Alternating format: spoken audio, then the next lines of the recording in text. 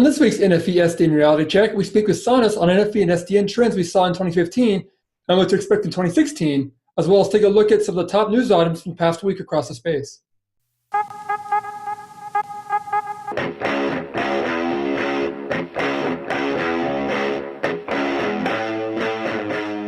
Today's episode is brought to you by Telecom Careers, the #1 global telecom and wireless job board, telecomcareers.net. Thanks for joining us on this week's NFV SDN Reality Check. I'm your host, Dan Meyer, Editor-in-Chief at RCR Wireless News. Well, for this week's show, we have a great interview with Myk Konrad, who's from Sonus, to discuss NFV and SDN trends we witnessed in 2015 and what he expects to see across the space in 2016. But first, let's take a look at a couple of top news items from the past week. Advent Optical Networking is set to boost its cloud and NFV efforts with an acquisition of Overture Networks. According to ADVA, the deal combines two of the market's largest carrier Ethernet access equipment makers and bolsters its NFV and cloud platforms. Financial terms of the deal were not released, but it is expected to close in the next couple of weeks. Also this week, Hewlett Packard Enterprise launched its Service Director platform, which the company said is designed to help CSPs manage services across hybrid network architectures. HPE, which late last year was spun off from HP's computer and printer-focused consumer division, said Service Director taps automation to foster interoperability for managing services and NFV deployments and existing physical environments. The offer also builds on HPE's NFV Director management and orchestration capabilities and is set to join the company's open NFV portfolio. Well, make sure to check out the latest news on the NFV, SDN, and cloud space at rcrwireless.com. Well, for this week's featured interview, we spoke with Myk Konrad, who's the VP of Marketing and Strategic Alliances at Sonus, to get his insight into the major NFV and SDN trends we saw in 2015 and what he expects to see across the market in 2016. Let's take a look at the interview now.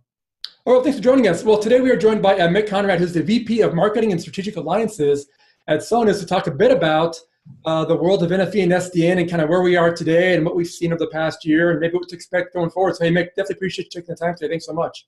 No problem. Very good being here. Great. Well, maybe we'll start off with, I guess, kind of looking back over 2015. I know we spoke about a year ago leading into 2015 and kind of where we were. And, 2015 was, I think, seen by a lot of people as a big year for this move towards virtualization. A lot of people were expecting, a lot of POCs, maybe some commercial deployments starting to come up from carriers. I guess as we look back at the year, what did you see as kind of being the overarching, I guess, theme for 2015? And maybe did those themes, I guess, kind of match perhaps what you were expecting the year to kind of bring, I guess, in terms of NFV and SDN cloud deployments? So I think the first answer, to answer your last question first, okay. Did it bring exactly what I think everyone was expecting? No, I don't think so, but that's to be expected. There's the hype curve, everybody wants the technology, and then 3 years later is when it actually happens. Yeah. But that's fine. So what we saw in the market was that if you split up the two domains, you talk about the NFV virtualization space and you talk about the SDN space. Now, the two obviously are commingled because they help each other out. But if you split them up, let's talk about NFV first. There actually were, per expectations, a lot of POCs, right? Everybody knows about AT&T Domain 2.0. I mean, everybody talks about it. Obviously, that's moving ahead. There were a lot of things going on there. We saw other carriers start to look at virtualization, both their own private clouds, and start doing POCs with those, as well as public clouds, and start doing some testing. And we even have one customer that's actually doing production in the Amazon public cloud. So definitely there's progress being made on the NFV and virtualization front, which is, and we could talk about that later. It's very interesting how people are moving into that virtualization space. There's a camp, I think the larger camp, that is we have our current network and it was designed in a certain way and it's got a bunch of appliances that do specific vertical functions and that's what they do. And so what I'm going to do now is go piece by piece and virtualize each function, but I'm going to keep the network design the way it is, right? That's sort of an evolutionary approach. And I contrast that with something like just because everybody talks about the Domain 2.0, AT&T Vision, which they're completely redoing their networking, the way they think about networking. And so you can see there's two sort of camps forming, a gradualist approach. Yeah, I'm just blowing up everything and going into it. Both have their pros and cons, of course.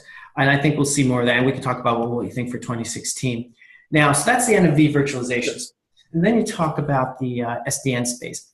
So the SDN space really starting to mature, still a lot of stuff going on, no clear definitions of terms yet, right? Things are still evolving, but it's there. You are starting to see that in 2015, we saw that in the carrier space, the use of SDN in data centers, in between data centers, not just within a data center, which is where SDN arguably started and has strength, but between data centers for data center interconnection, optimization of packet flows between data centers really started taking off, especially in Asia, actually. Then on the enterprise space, the term SD-WAN and hybrid WAN is now all over the place. Yeah. Was it a year ago? By the end of this year, in if you look back to December 2014, those terms might have been around, but now they are everywhere. Yeah. I don't think people really understand what they mean, but those terms are everywhere, right? So I think that those are the trends. There's on the virtualization space, this sort of evolution into two camps of how to do virtualization, and in the SDN space, much more momentum on the service provider side, and then I think some confusion due to all this terminology and what the value proposition is on the enterprise side. Yeah, that's a good point, because it does seem like still that was kind of a big issue in 2015 was, I guess, that value proposition aspect of this, because it did seem like operators, maybe those who weren't quite as advanced as others, were dragging their feet a bit because they really couldn't see the value prop of moving towards virtualization. To them, it still seemed like, well, I'm not really sure yet, got to convince me still. While the others, like you said, AT&T, for instance, and Telefonica and some of those larger companies, they seem to be, they see kind of that long-term goal, and they're moving very, very aggressively towards it. Is that still kind of the challenge, you think, in those people who are more gradual, I guess, that they're to find out that value proposition so much? So, I don't think it's more that everyone that I talk to, every single one of our customers, they're all, every CTO out there, any service provider out there is looking at this and is intrigued by this. And similarly, on the enterprise front, especially the large enterprises, they're all virtual. Now, we got to talk about real-time. On the enterprise side, we got to talk about the difference between virtualizing real-time communications versus what they've already virtualized, which is email and web servers, right? That's great. But that's very different from real-time communications. But let's talk about service providers for a second. If you think about it, it's very logical for a service provider that has a large installed base that they've built up of equipment, CapEx, they've built up over the 20, 30 years in a way, and processes and operational ways of running their network. And then you tell them, listen, in this new world, you're going to have to get virtual, you're going to have to put in a virtual machine layer. Now, that could be KVM, that could be VMware. Take your pick, whichever one you like most. Service providers tend to like KVM, but they could use any of the other ones. And you tell them, okay, so first off, you have to learn, so your people have to learn this new middleware, I'm going to use the term middleware, right? This new middleware virtual layer, how to run that. That has to be operationalized. That has to go into your back-end systems. Then you've got to figure out how does the network evolve to adapt to this new virtual machine layer. And then you've got to get all the vendors that have all your applications, like in our case, an SBC, virtualize it, put the session border control that runs on this virtual layer, right? That process, just what we just talked about. Think about it. If you're, that is not easy. I've talked to people that service providers that are very interested in this. But then, I talk to them from a CTO perspective and CIO perspective, and they're pushing it, and they really are. But then you go and talk to their VP of operations. My guys are going to VMware training next week for the first time, right? So the intent is there, it's going there, but it's going to take a long time. And really, if you think about it from a operations perspective, how are you going to do this? Practically speaking, very few carriers have the financial resources to set up a separate network that's fully not just virtual. And if you look at the evolution of these networks, in most customers, they're going to evolve as let's just replace what we have. The appliances that we have are virtualizations. We're going to put in a virtual machine, but it's still going to be a dedicated virtual machine just for this app. So now, in the case of SBC, so now we have a virtual machine, and it's running an SBC on top of it. but it's still potentially even in the same POP it was before, in the same physical location. It's on a server rather than on a purpose designed box, but so now it's on a COTS server. But the COTS server is now running KVM that's running an SBC on it. Okay, so practically speaking, you look at that and you say to yourself, well, what have they really done? They just replaced this box with another box that's doing the same thing, right? Is that really virtualization? No, of course it's not. That's not where they get the big bang. But that's a very rational way of doing it, because that's how you learn, how does this thing work, right? How do I make sure that I understand VMware or KVM or Zen, right? How do I really understand it? And then how do I make sure that the SBC running in this environment actually does what I told it to do, right? There's a learning curve there, and it's not inconsequential, right? Yeah, that's a good point, because it does seem like that has kind of been the challenge, I think, at least for those gradual carriers, is that they are kind of, they're kind of in this situation where they don't want to run two networks, like you're saying. I mean, that's kind of the antithesis of what they want to do. They never want to run more than what they need to run out there, because that just costs more money. So yeah, they're trying to, find a way to do this most efficiently. And again, there are the training issues. I mean, that's, like you said, I mean, you get to the operations people, and they're like, wait, I now have to learn all this new stuff. And, we got all these people out there on the field, and they have to learn all about this. I mean, it's such a large challenge, it seems like, for the operators. And it does seem like, 2015 seemed like a year of operators really coming to grips with the fact that, while virtualization is being pushed from the CTO and CIO level, when you get down to the boots in the ground, it's a large challenge for these guys. And it seems like, again, some of these guys do understand it and are throwing the resources at it. Right. But a lot of them are still trying to get their head around what that all means. And again, this is going to be you kind of hints, it's going to be a several year process to get all this. That's exactly our view. And, we're actually putting out some blogs on it over the next week or so on exactly this. Our view for 2016 and really for 2017, as it addresses virtualization specifically, is that for most people, it's going to be an evolutionary approach. They're going to go down a point replacement where their network still, the network connectivity, network underlying it is the same, right? That's how they're going to start. But then they're going to evolve that. They're going to evolve from point virtual applications to orchestrated virtual applications, right? They're going to pick an orchestrator. They're going to start spinning applications up and down. Then they're going to get into dynamic orchestration based on KPIs going on. We peg the session count on an SBC. Okay, spin up a new one, rather than having to do it manually. And then eventually they'll get to this nirvana of elasticity, clustering, licenses flowing around the world, around the clock. And that's when they get the biggest. Now, that's the nirvana that when you're a CIO, or a CTO of any of these big service providers, that's what you're going for, right? But that, for most, is going to be a minimum 5-year process while they evolve their network to there. And that's okay. The important thing for them is to pick vendors and that can evolve with that, right? Whatever you're doing today can evolve into that type of network functionality where you're going. Because the problem that what these guys are faced with, and this is going to be a 2016 problem, a 2017 problem, probably even a 2018 problem before they all get enough of an orchestration layer where they've moved from what I'm calling phase 1 virtualization, which is point virtualization, to phase 2 or phase 3, which is dynamic orchestration, which is where they're, from a service provider perspective, that's when you're really going to start seeing some ROI and lowering network costs, so your network becomes more efficient. You're able to spin up services a lot quicker, so you're able to really start competing against the Googles of the world, and that kind of thing. That's when you get there, right? But it's going to be a process. Yeah, I mean, I guess how far do you think we are from that phase 2 aspect of this? Because it does seem like the phase 1 part, some operators are kind of in that phase 1, they're really in there. I mean, but some are still getting to that point. But like that next step. I think that you'll see. I want to delineate this again. There are some fast movers out there, like we talked about AT&T, Telefonica, right?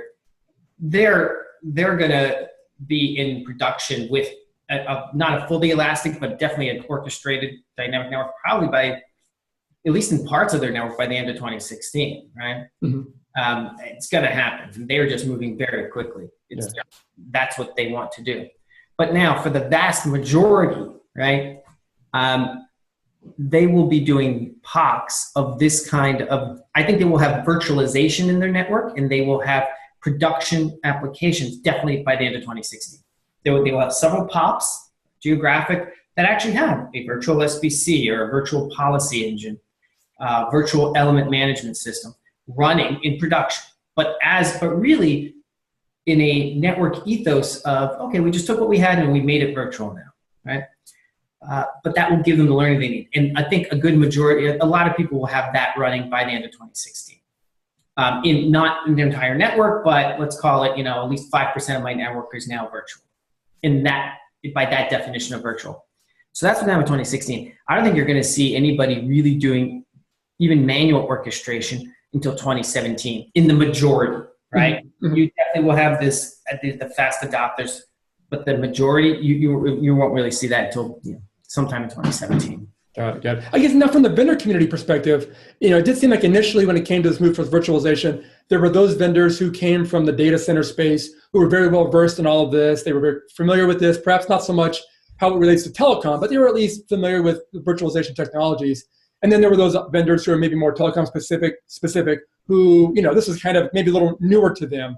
Does it seem like in general that the vendors who are targeting the telecom space, are they on the same page in terms of being able to go to a carrier and offer something that can be interoperable between what they're offering? I mean, obviously, going back to AT&T again, their domain program, that's a program that really seemed to reach out to vendors, new ones and old ones, to really come together and be working in the same room and making sure the stuff works together at the telecom level. I guess from what you're saying in the vendor space, is that progressing well? I mean, are the vendors really able right at this point really to work somewhat together and at least be talking the same language so that when the operators do deploy this, that they can be fairly comfortable with what they're going to be putting in their networks? So I think that there isn't it's not as well evolved as we would all like. Okay. Have individual vendors, because we've moved along, for example, from our case, we've done testing against other vendors' virtual equipment, because now we've been to get into deployment, you have to have been tested, right? You've gone through a POC, you've gone through a test. And throughout, definitely in this year, as more and more of these things go into production, by definition, you're going to get the testing done.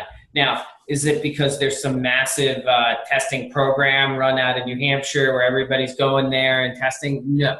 But is it happening? It is, because it's evolving like the technology evolves. The interesting thing that you brought up is that there's a set of people that are coming from the data space, right, and data center space, and then there's a set of people coming from real-time communications. And I think this is where the intersection of NFV and SDN really makes the most sense, because SDN, real-time environment becomes very important. Mm-hmm. The ability to change network flows or affect network flows dynamically based on your network, right, on KPIs in the network, is very, very important for real time, much more than it is for email, which if my email is delayed 5 minutes because the TCP was retrying 60 times, I mean, it's fine as long as it gets through it. But for real time, like what we're doing right now, it makes a big difference in being able to assure quality flows between networks, right, between these different clouds that are forming, becomes more important in the real-time industry. And so I think a lot of the data guys that are coming into it that said, we know SDN, we know this, that's great. I'm sure they do. They don't really understand it for real-time communications, right? And it's different when you're applying those principles and that technology to real-time communications than it is when you're applying it to HTTP traffic. Yeah, that's a good point. No, every time I talk to a carrier about this, that's the one thing that they're always concerned about, especially when you get down to the operations level kind of guys, is that they're always concerned about the ability for this stuff to work in real time, because again, this mobile communications, consumers have certain expectations, and it's growing and growing each day, it seems like, and there can be no delay in this, and that's bad customer service and bad quality of network service. And so that seems like the biggest challenge for these guys, that they're concerned about these technologies being able to handle that in-demand, real-time, you got to do this stuff, now type of thing. And, again, with all this increased traffic coming on, it's becoming more and more of a challenge. So that does seem to be the biggest. Yeah, and so what people need to be looking at, again, this is something, and it ties into virtualization. As all these carriers are looking into the virtualization plans and therefore redoing their network and rethinking their networks, whatever they're doing in 2016, 2017, they need to also be thinking, how does this, and I'm going to use a point element like an SBC or a policy engine like a PSX, how does that tie in to the eventual need to adapt my network and to SDN? And that's why they need to be looking at vendors that are today doing things like integrating into SDN specifications and have SDN products and understand and have a roadmap, like Sonus has a roadmap of how an SBC gets integrated into an SDN network. I mean, we have our own SDN product, Velos, right? So that putting that together is really where I think you're going to start hearing a lot more about that in 2016. The intersection of SDN and the traditional telecom point applications, and how those two are going to mesh, so that vendors really get, so that service providers get what they really expect out of their networks in 2017, 2018 and above. But I think we're going to start hearing a lot more about that conversation in 2016. Yeah, that's a good point. Yeah, it does seem like that roadmap issue is a big part of this because, again, with the carriers I talk to, they seem to indicate that if a vendor doesn't have a roadmap for what they're doing for now and then evolving to what we want to do, that's a big issue. So you got to have that. You got to have that part in place for this to all work out. So that is a big part of what's happening with that. That's for sure. I guess as we look forward to, again, as networks evolve, I mean, obviously 5G has become the new key word, I guess, for a lot of operators going ahead. And it does seem like, while that standard is still evolving, we're not really sure what it's going to mean. It does seem like virtualization, NFV and SDN and cloud are going to be a big part of that. As you look at how operators are looking towards that evolution, what's your view of the importance of this move towards virtualization? And is the market ready to really support what 5G could be and what it's supposed to bring to the market? So, yeah, I mean, I think that the 5G discussion, it's going to happen. Everybody's moving to 5G. It makes sense. But 5G is really a RAN discussion. That's more on the radio side. Now, how that intersects with an NFV discussion is obviously some of the RAN, a lot of the RAN components could be virtualized. Yeah. And therefore, and really it becomes more important as the data deluge happens, right? The Internet of Things, Internet of Everything starts coming in and it's all mobile.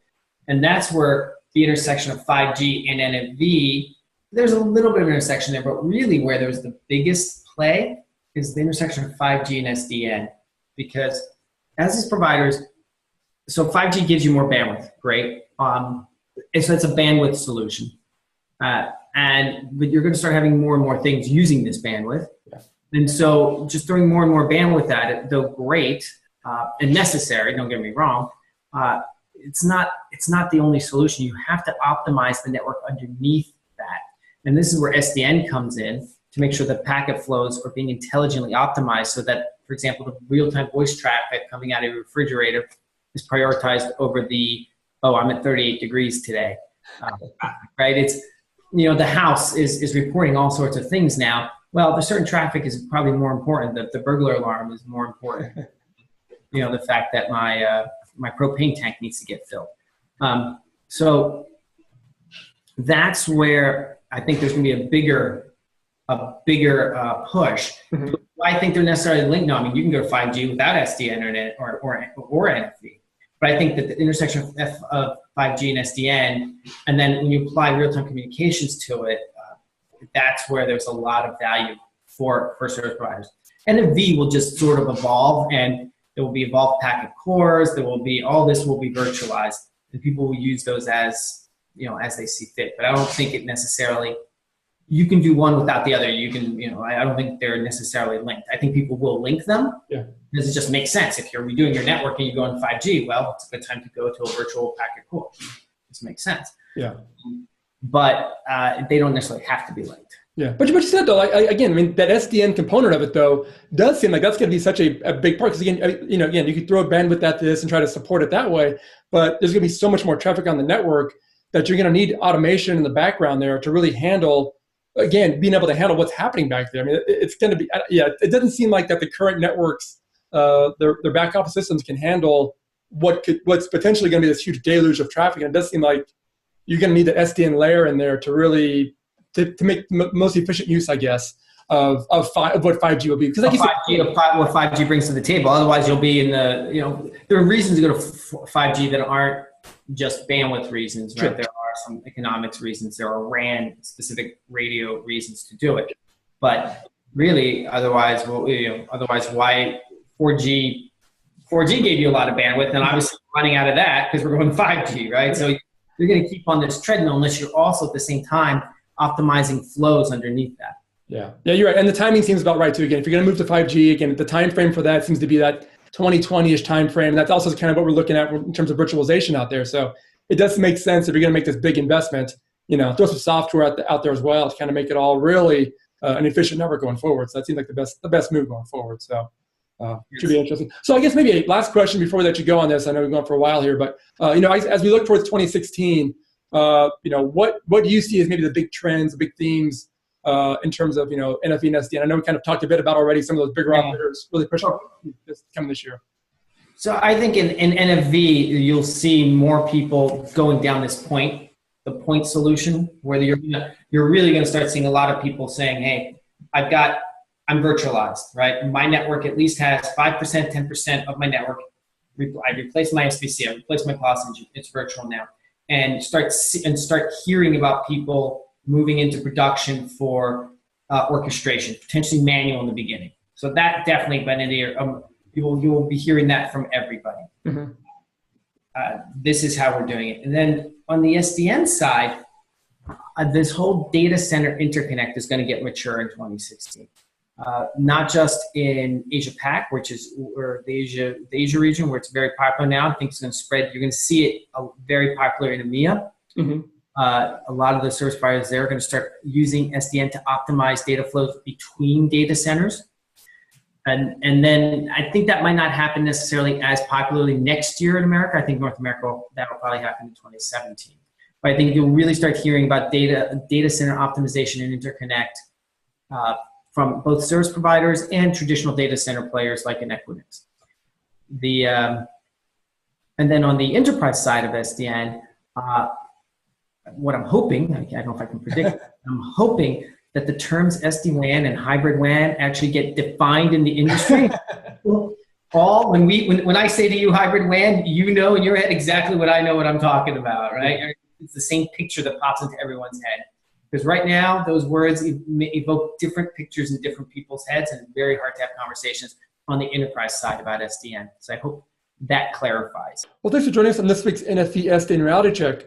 Make sure to check us out again next week when we will look at some of the top news items again from the past week, as well as speak with the Sonus project to get an update on its SDN platform work. Thanks for watching. NFV SDN Reality Check with Dan Meyer is a production of RCR TV. To suggest show topics or to reach Dan, you can find him on email, dmeyer@rcrwireless.com, and on Twitter @Meyer_Dan. For more Dan, news on NFV SDN and everything wireless, find your way over to rcrwireless.com.